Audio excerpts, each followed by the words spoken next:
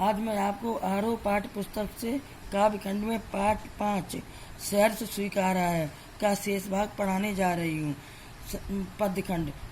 सचमुच मुझे दंड दो कि भूलूं मैं तुम्हें भूल जाने की। दक्षिण ध्रुवी अंधकार अमावस्या, शरीर पर चेहरे पर अंतर में पालूं मैं। झेलूं मैं उसी में नहालूं मैं, इसलिए कि तुमसे ही परिवेष्टित आच्छादित रहने का रमणीय यह उजेला अब नहीं सहा जाता है। ममता के बादल की मंडराती कोमलता भीतर पिराती है। कमजोर और अक्षम हो गई है आत्मा है। छटपटाती छाती को भवितव्यता डराती है। प्रसंग। इस काव्यांश में कवि ने उस अदृश्य सहारे से वियोग की कामना प्रकट की है। उसके अनुरूप प्रिय को भुला पाना भी प्रकृत का एक हिस्सा है।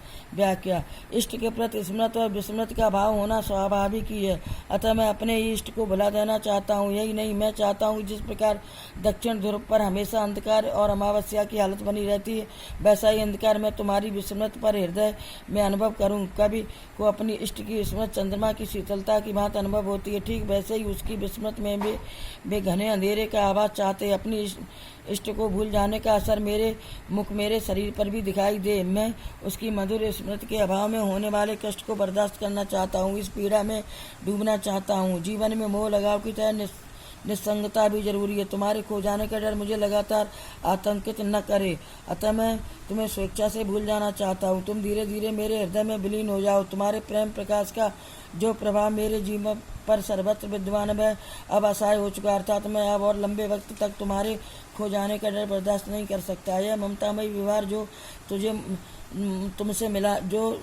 तुमसे मिला मेरे हृदय को असह्य दुख पहुंचाता है। तुम्हें बुलाकर उस पीड़ा का अंत करना चाहता हूँ। मेरी अशक्त आत्मा भी अब इस प्रेम भाव को सहन नहीं कर पाती है, क्योंकि भविष्य में होने वाले दुख की याद भर से ही मैं शेर उठता हूँ। आखिर कभी न कभी तो तुम्हें भूलना ही है।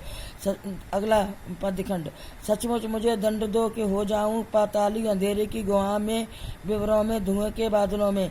बिल्कुल मैं लापता कि वहाँ भी तुम्हारा ही सहारा है, इसलिए कि जो कुछ भी मेरा है या मेरा जो होता सा लगता है, होता सा संभव है, सभी वह तुम्हारे ही कारण के कार्यों को घेरा है, कार्यों का वैभव है। अब तक तो जिंदगी में कुछ था जो कुछ सहर्ष स्वीकारा है, इसलिए कि जो कुछ भी मेरा है वह तुम्हें प्यारा है। प्रसंग। प्रस्तुत काव्यांश में कवि ने प्रिय को दृढ़ता से भूल जाने का वर्णन किया है। सब कुछ स्मरण रखना मानव हृदय द्वारा संभव नहीं है, तक कब भूलने को ही महत्व देता है। व्याख्या।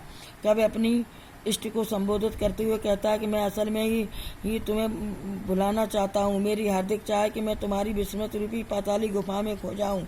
भले ही वह दंड पाकर मुझे दुख होगा, फिर भी मैं तुम्हारी विस्मृत रूपी धुएं के बादलों में खो जाना चाहता हूँ। लेकिन ये क्या इन विस्मृत के बादलों में भी मुझे तुम्हारा सहारा मिल रहा है, अर्थात यहाँ भी तुम्हारी मधुर स्मृति मेरे हृदय में अनुभव हो रही, इसलिए मैं यह अनुभव कर रहा हूँ कि मेरे जीवन में जो भी सुख दुख अंधकार प्रकाश विद्यमान है, सभी कुछ तुम्हारे कारण मुमकिन हुआ है।